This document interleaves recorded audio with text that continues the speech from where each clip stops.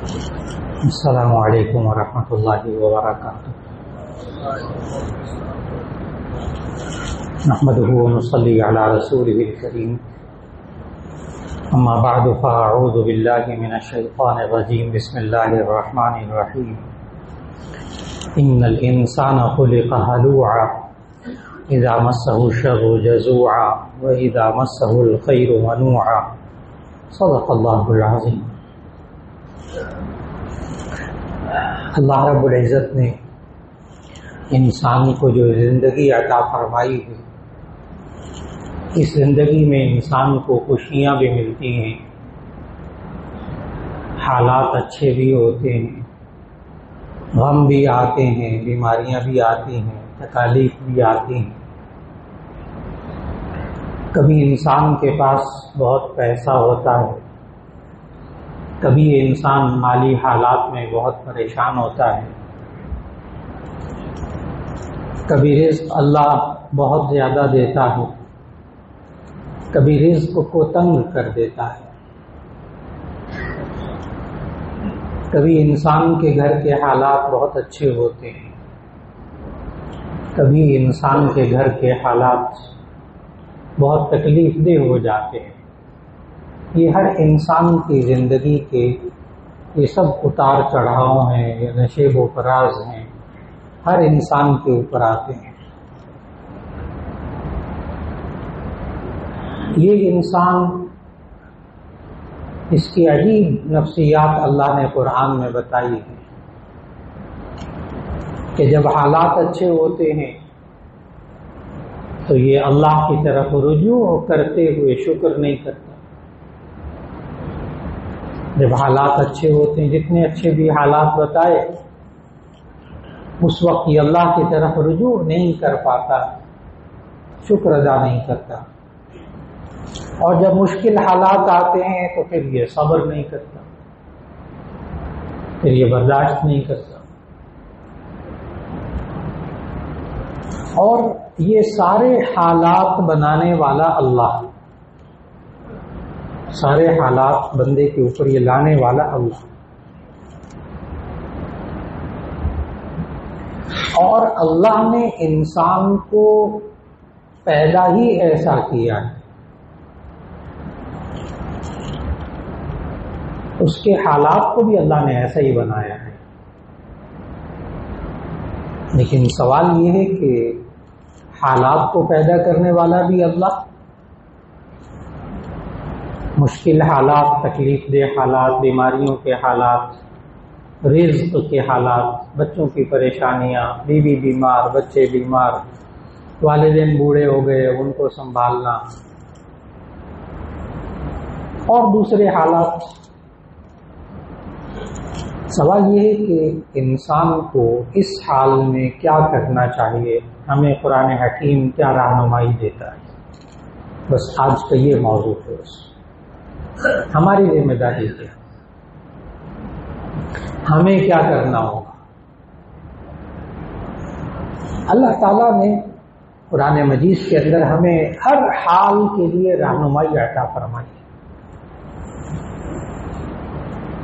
ہر حال کے لیے رہنمائی عطا فرمائی۔ انسان کو خود سمجھایا، ابھی سورۃ المعارج کی آیت 19 سے تلاوت شروع کی ہے۔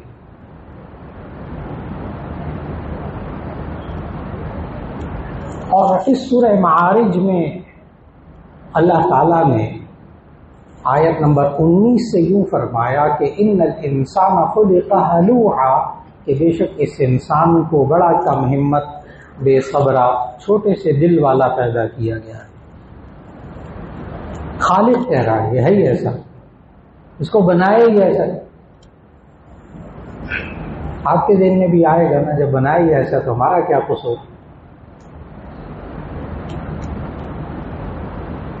اس کا جواب بھی اسی آیت ہے، اللہ نے قرآن میں خود ہی دیا جواب۔ ان الانسان خلق ہلوعا، اس انسان کو پیدا ہی کیا گیا ہے کم ہمت، بے صبرا، چھوٹے سے دل والا۔ کرتا کیا یہ انسان؟ آگے وہ خالق بتا رہا ہے، دو کام کرتا ہے۔ اذا مسہ الشر جزوعا، وَإِذَا مَسَّهُ الْخَيْرُ مَنُوعًا إِذَا مَسَّهُ الشَّرُّ جَزُوعًا، جب اس کو شر پہنچتا ہے، تکلیف پہنچتی ہے، بیماری پہنچتی ہے، رزق کی تنگی ہوتی ہے، کاروبار ڈاؤن ہو جاتا ہے، بیماریاں آ جاتی ہیں، جزوعا یہ شور مچاتا ہے، واویلا کرتا ہے، جزوعا جزا فضا کرتا ہے، حالانکہ اس کا حل نہیں ہے، یہ جزا فضا کرنا یہ مسائل کا حل نہیں ہے، ان مسائل کو حل کرنا یہ اس کا حل ہے۔ بندہ پریشانی میں اور پریشان ہو جائے، وہ پریشانی دگنی ہو جاتی ہے، بندہ ان کیفیات میں، نقصان کی کیفیات میں، اس کاروباری نقصان کی کیفیات میں، گھر کی بیماریوں میں بندہ پریشان رہنا شروع کر دے نا، تو 10 الٹے کام اور اس سے ہونے لگتے ہیں، اس سے لڑ، اس سے لڑ، اس سے وہ کر، اس سے وہ کر، اس سے وہ کر،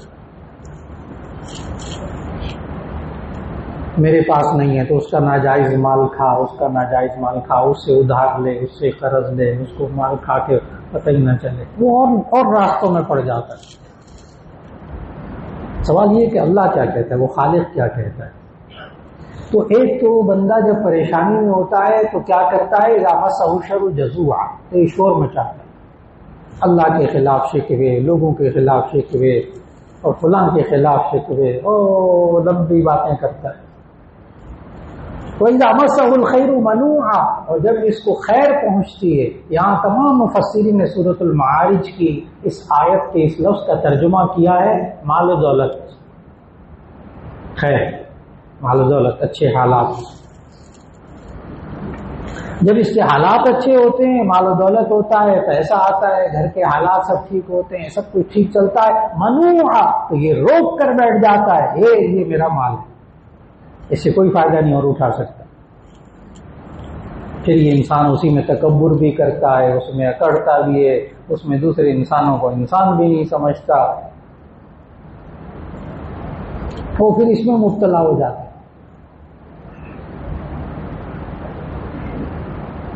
اب سوال یہ ہے جو اصل موضوع، پھر ایسے حالات میں کیا کرنا چاہیے؟ اللہ تعالیٰ نے آگے مسلسل آیات میں 9 احکام دیے، جب ضرورت پیش آ جائے سورۃ المعارج اور اس کی آیت نمبر 19 سے تلاوت شروع کرتے ہیں۔ آج کا بیان جو ہے وہ آیت نمبر 19 سے لے کر آیت نمبر 35 تک جائے گا، 19 سے 35 تک، چھوٹی چھوٹی آیتیں، اس کا صرف ترجمہ پڑھ لیجیے گا، آج کے پورا بیان ذہن میں آ جائے گا انشاءاللہ، جب ضرورت پیش آ جائے۔ بچوں کو بھی، نوجوان بچے اور بچیوں کو نا یہ آیات پڑھائیے، اس کا ترجمہ پڑھائیے، امتحان کی وجہ سے پریشان،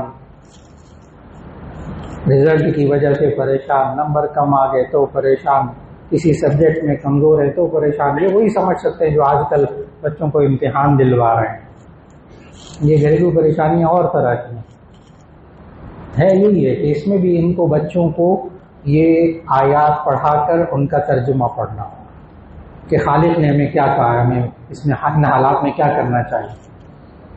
کیوں ہمارے بچے کم ہمت ہو جاتے ہیں، نوجوان بچے میٹرک کا بھی تو بچہ جوان ہی ہوتا ہے نا، بچی جوان ہوتی ہے، FSC ہے، او لیول کے امتحانات ہیں، فلاں امتحانات ہیں، انہیں بے ہمت ہوئے میں، کم ہمت، چند ایک کے سوا سب ڈپریشن میں، سب انزائٹی میں، برا حال ہے ماں باپ کا بھی، اس لیے کہ رہنمائی نہیں، خود ماں باپ کا ذہن واضح نہیں ہے کہ اللہ کیا کہتا ہے، ماں باپ کا ذہن واضح ہو کہ اللہ کیا کہتا ہے، کیا کریں؟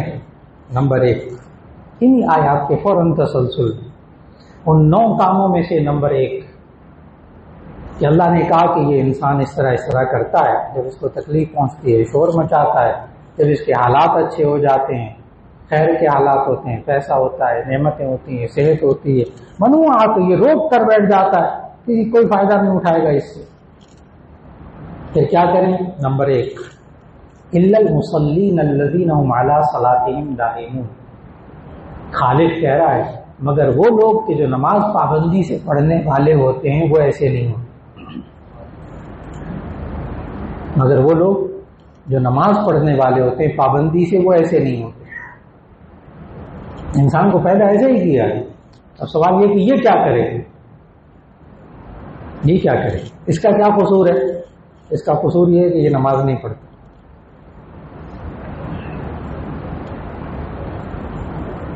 نبی صلی اللہ علیہ وسلم نے صحابہ کرام رضوان اللہ علیہم اجمعین کا اس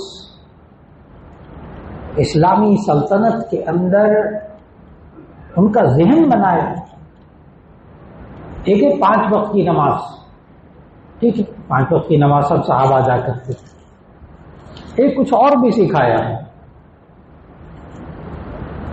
کہ تمہیں کوئی ضرورت پیش آ گئی ہے 2 رکعت صلاۃ الحاجت، اور دیکھو یہ دعا پڑھ لینا، حدیث میں دعا بھی موجود، مختصر سی دعا ہے، 2 رکعت صلاۃ الحاجت پڑھ کے اللہ سے مانگو۔ کاش ہم اپنے بچوں کو یہ سمجھا سکتے کہ 5 وقت نماز بھی پڑھو بیٹا، ضرورت ہے اللہ سے مانگو۔ اور پھر اگر خوف کی حالت ہوتی تھی تو نبی صلی اللہ علیہ وسلم اس وقت صحابہ کو نماز کی طرف متوجہ کرتے، خوف کی حالت میں نماز کی طرف، اندیشے خوف پتہ نہیں کیا کچھ، نماز کی طرف۔ سورج گہن لگتا تھا اس دور میں بھی، یا جیسے آج کل یہاں بہت سے توہمات ہوتے ہیں سورج گہن لگنے کے بارے میں، وہاں بھی تھے۔ سورج گہن لگنے کے بارے میں عرب کا یہ تصور تھا کہ اب کوئی بڑا حادثہ پیش ہے، حالانکہ آپ سائنسی اعتبار سے جانتے ہیں کہ سورج کو کچھ نہیں ہوتا، سورج اور زمین کے درمیان چاند آ جاتا ہے تو وہ اتنا حصہ نظر نہیں آتا، تو اس لیے اس کو سورج گہن لگنا کہتے ہیں، اور کچھ بھی نہیں ہے، ویسے اللہ کا نظام۔ تو جب وہ عرب کے اندر وہ دہشت اور خوف طاری ہو جاتا تھا نا کہ اب یہ کچھ ہو جائے گا کیونکہ یہ سورج گہن لگ گیا ہے، تو نبی صلی اللہ علیہ وسلم نے پوری احادیث کا ذخیرہ بھرا پڑا، ایک اور دفعہ نہیں ہر دفعہ نبی صلی اللہ علیہ وسلم ان کو پورے سورج گہن لگنے کے وقت میں نماز میں مصروف کر دیتے تھے، لمبی قرات 2 رکعتیں، لمبی قرات، لمبا رکوع، لمبا سجدہ، یہاں تک کہ سورج گہن کا ٹائم پورا ہو جاتا۔ دیکھیے گا خوف کی کیفیت آئی، رجوع اللہ، نماز کو سمجھیے گا کیا چیز، رجوع اللہ، اللہ کی طرف رجوع کر۔ بارش نہیں ہوتی تھی، پانی کی قلت، غذائی قلت، بڑا مشکل، وہاں تو مدینہ کی فضا میں جب وہاں بارش نہیں ہوتی تھی تو وہاں تو پانی کا سوال ہی نہیں تھا، پانی کی قلت، پیداوار کی قلت۔ جب بارش نہیں ہوتی تھی، قحط سالی کا دور آتا تھا تو نبی صلی اللہ علیہ وسلم نے صلاۃ الاستسقاء سکھائی، بارش طلب کرنے کی نماز، کہ بارش طلب کرنے ہے، قحط سالی ہے، اللہ کی طرف رجوع کر لو، نماز ادا کرو۔ کسی سے گناہ ہو جاتا اور وہ بیچارہ بڑا پریشان ہوتا کہ مجھ سے بڑا گناہ ہو گیا ہے، تو اس کو 2 رکعت صلاۃ التوبہ، 2 رکعت پڑھو، اللہ سے معافی مانگو، اللہ معاف کر دے گا، صلاۃ التوبہ سکھائی۔ یہ بندہ پریشان ہے، میں یہ کام کروں یہ نہ کروں، یہ تجارت کروں یہ نہ کروں، یہ باغ خریدوں یہ زمین خریدوں نہ خریدوں، پریشان ہے، اپنے بچے کا کہاں رشتہ کروں کہاں نہ کروں، اب یہ پریشانی میں ہے، صلاۃ الاستخارہ، صلاۃ الاستخارہ سکھائی، استخارے کی نماز، یہ 2 رکعت پڑھیں، اللہ سے مانگیں، جس میں خیر ہوگی وہ اللہ دل میں ڈال دے گا، وہ کر لے، بہت آسان طریقے۔ تو نبی صلی اللہ علیہ وسلم نے اس وقت صحابہ کا مزاج بنایا، کاش ہم اب گھروں میں رہتے ہوئے یہ مزاج بنائے اپنے بچے اور بچوں کا، رجوع اللہ، اللہ کی طرف رجوع کرنا۔ اور ہمارے یہ میٹرک اور او لیول کے بچے اور بچیوں کو ماشاءاللہ ویسے ہمارے بتائے بغیر بہت کچھ پتا ہے، بہت کچھ پتا ہے۔ یہ بچیاں بچے جن کے امتحان ہو رہے ہوتے ہیں نا آج کل نماز پابندی سے، آخری پیپر تک بہت سے بچے اور بچی پابندی سے نماز، اور بہت سی گناہ کی چیزوں کو دیکھنے سے پیپروں کے درمیان یہ بچ جاتے ہیں، اپنے آپ کو بچاتے ہیں۔ ابھی پیپر ہو رہے ہیں، ابھی آج کل یہ بھی بند، وہ بھی بند، وہ بھی بند، آپ سمجھ گئے سب کچھ، سب پابندیاں لگا دیتی۔ بلکہ کالج لائف کے اندر جب پڑھاتا تھا یونیورسٹیز میں تو بسا اوقات طلبا کہتے تھے کہ جی ہمارے اندر یہ خوف خدا کس طرح پیدا ہو سکتا ہے، اس طرح کا جس سے انسان گناہ سے بچے، غلط باتوں سے بچے۔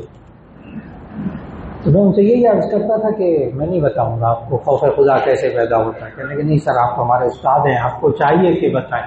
میں نے کہا آپ کے اندر موجود ہے، خوف خدا موجود ہے، نہ موجود ہوتا پھر بتاتا بھی کیسے پیدا ہوتا۔ تو آگے سے طلبا کہتے تھے، بڑے بڑے طلبا ماشاءاللہ ذہین طلبا ہوتے تھے، وہ کہتے سر ہمارے اندر نہیں ہے، کیسے پیدا کریں؟ میں نے کہا تمہارے اندر ہے۔ اب وہ بی ایس سی کے، ایم ایس سی کے طلبا، میڈیکل کے طلبا، تو ان سے گزارش کرتا تھا کہ دیکھو تم نے ابھی چند مہینے پہلے امتحان دیا، تو تم ایگزامینیشن ہال میں جا رہے تھے، تمہارا فزکس کا پیپر تھا، بایو کا پیپر تھا، میتھ کا پیپر تھا، تو جب تم پیپر دینے کے لیے ایگزامینیشن ہال کی طرف جا رہے تھے تو سامنے سے ایک خوبصورت لڑکی آ رہی تھی، تم نے اس وقت نہیں دیکھا تھا، نگاہیں نیچی کر لی، پیپر دینے والا اس سے بڑا صوفی کوئی نہیں ہوتا۔ جب سے صوفی اگر سمجھ جائیں یعنی گناہوں سے بچنے والا، یہ پیپر دینے والے جو نوجوان بچے ہوتے ہیں نا، جس دن پیپر ہوتا ہے اور جب پیپر دینے جا رہے ہوتے ہیں، اس سے بڑا صوفی کوئی نہیں ہوتا۔ میں نے کہ سامنے خوبصورت لڑکی آئی، تم نے نہیں دیکھا، کیوں؟ اس لڑکی نے پیپر خراب کرنا نہیں، اس لڑکی نے ایگزامینیشن ہال میں پیپر خراب نہیں کرنا تھا۔ تمہارے ذہن میں ایک بات ہے، یہ غلط بات ہے، اگر میں یہ کروں گا تو جس ذات نے مجھے یہ کام کرنے سے روکا ہے نا، وہ ذات اندر پیپر خراب کر دے، اور وہ ذات اللہ کی پتہ ہے سب کو، کرنے والا اللہ، کرنے والا اللہ۔ آج انسان کے اندر، ہر انسان کے اندر اللہ تعالیٰ نے یہ چیز پیدا کی ہوئی ہے، الحمدللہ۔ ایک کام تو یہ کہ نماز کی پابندی، پریشان کن حالات میں انسان کیا کرے؟ نمبر ایک، نماز کی پابندی۔ نمبر دو، اگلی آیت، والذین فی اموالہم حق معلوم للسائل والمحروم۔ دوسری خوبی، پریشان کن حالات میں بندے کو کیا کرنا چاہیے؟ والذین فی اموالہم حق معلوم للسائل والمحروم، وہ لوگ کہ جو اپنے مال کے اندر مال سے محروم لوگوں کا حق سمجھتے ہیں، اللہ ان کو پریشانیوں سے نکال لیتے ہیں۔ اپنے مال کے اندر مال سے محروم لوگوں کا حق سمجھنا۔ ابھی آپ نے جملے سنے کہ جو بندہ چھوٹے سے دل والا، کم ہمت، بے صبرہ ہوتا ہے نا، تو اس کے جب حالات اچھے ہو جاتے ہیں تو وہ روک کر بیٹھ جاتا ہے، کہتا نہیں یہ میرا مال ہے، یہ میری چیزیں، یہ کوئی اس سے فائدہ نہیں اٹھائے گا۔ لیکن جب وہ اپنے مال کے اندر مال سے محروم، اپنے بہن بھائیوں کا، اپنے عزیز و اقارب کا، اپنے ماں باپ کا، اپنے بھتیجے بانجوں کا جب خیال رکھتا ہے تو وہ پھر بڑے دل والا ہوتا ہے، وہ کم ہمت نہیں ہوتا، وہ پھر کم ہمت نہیں ہوتا۔ اس کا طریقہ نبی صلی اللہ علیہ وسلم نے سکھایا ہے۔ آپ اگر حدیث کو غور سے پڑھیں، چھوٹی سی حدیث ہے صحیح ستہ کی، الصدقۃ رد البلا، الصدقۃ رد البلا، صدقہ مصیبتیں ٹالتا ہے، صدقہ مصیبتیں ٹالتا ہے۔ اپنے مال میں سے دوسرے کے مال پر خرچ کریں، آپ کی مصیبتیں کم ہوں گی، تکالیف کم ہوں گی۔ اللہ کا نظام ہے، یہ اللہ کا نظام ہے، ضروری نہیں اس کے لیے کالا بکرا ہی ہو نا، ویسے لوگوں نے بنائے ہوئے دین میں۔ تو آپ نبی صلی اللہ علیہ وسلم نے فرمایا ایک کھجور بھی تم صدقہ کر دو گے اس کا بھی اثر ہوگا، ایک کھجور، اور واقعی ایک کھجور بھی کوئی بندہ صدقہ کر دے، کہ ایک پاؤ سبزی لے کے، ایک کلو سبزی لے کے، ایک پاؤ گوشت لے کے کسی کو صدقہ کر دے، ضروری نہیں بکرا۔ ہاں جان کا صدقہ کرنا چاہتے ہیں مرغی کر دیں، اللہ توفیق دے، بکرا دے دے، لیکن وہ کالا بکرا چیچڑی والا نہیں جس کا گوشت نہیں کھایا جا سکتا، پھر اچھا والا لے کے صدقہ کر دیں جس کا گوشت تو کھایا جا سکے۔ میں بتا رہا ہوں کہ اپنے مال کے اندر مال سے محروم لوگوں کا حق سمجھنے والا اور واقعی ان میں وہ مال خرچ کرتا ہو کہ اپنے دائیں بائیں عزیز و قارب کا خیال رکھتا ہے. کوئی بیمار ہے اس کے ساتھ تعاون کر رہا ہے, کوئی قرض دار ہے اس کے ساتھ تعاون کر رہا ہے. اب دیکھیے کہ اللہ نے نظام کیسا بنایا کہ یہ انسان, اب اس نظام کو سمجھنا ہے, یہ انسان اپنے مال میں سے مال سے محروم لوگوں کا حق ادا کرتا ہے, ان کے ساتھ تعاون کرتا ہے. تو نبی کریم صلی اللہ علیہ وسلم نے ایک اصول بتایا جو اللہ نے ہمیں سکھایا. جامع ترمذی کی حدیث ہے, اس پر ایمان رکھیے گا. ایمان, اس ارشاد نبوی پہ ایمان رکھیے گا جو سنانے لگا ہوں. اللہ اس دنیا میں آپ کو اس حدیث کا ترجمہ اللہ دنیا میں آپ کو سمجھا دے گا. آخرت میں تو ثواب ہے, آخرت میں تو ثواب مل نہیں ہے. اب جو حدیث سنانے لگا ہوں اس کو اپنی زندگی میں آپ میں سے بہت سے حضرات نے اپنی آنکھوں سے اس حدیث کا ترجمہ صحیح ہوتا ہوا دیکھا ہوگا. سچے نبی صلی اللہ علیہ وسلم نے فرمایا, حدیث سنانے لگا ہوں, ما کان العبد فی عون اخیہ کان اللہ فی عونہ. حدیث مکمل ہو گئی. ما کان العبد فی عون اخیہ, جب تک کوئی بندہ اپنے بھائی کی مدد میں لگا رہتا ہے, کان اللہ فی عونہ, اللہ اس بندے کی مدد میں لگا رہتا ہے. اور جس کی مدد میں اللہ لگ جائے اللہ اس کے مسئلوں کو حل نہیں کرے گا, وہی پریشانیوں کو حل نہیں کرے گا. ما کان العبد فی عون اخیہ, جب تک کوئی بندہ اپنے بھائی کی مدد میں لگا رہتا ہے, کان اللہ فی عونہ, اللہ اس کی مدد میں لگا رہتا ہے. کاش بندہ اس بات کو سمجھے. اس کو میں نہیں کہہ رہا کہ آخرت میں بڑا ثواب ہوگا, وہ تو ہوگا ہی انشاءاللہ. اس کا اللہ تعالیٰ نقد اثر دکھاتا ہے معاشرے پر, نقد اثر دکھاتا ہے. اور پھر اس معاشرے کے اندر رہتے ہوئے یہ انسان جب سمجھے کہ میں اس بیماریوں میں مشکلات میں اگر صبر کروں گا تو کیا ہوگا, ان اللہ مع الصابرین, بے شک اللہ صبر کرنے والوں کے ساتھ. کاش ہمارا اس آیت پر ایمان ہو جائے کہ میں صبر کروں گا, ٹھیک ہے حالات آگے مشکل آگے, میں صبر کروں گا, اللہ میرے ساتھ ہوگا. جب اللہ اس کو ساتھ ہوگا پھر باقی چیزوں کی اس کو کیا پرواہ ہوگی.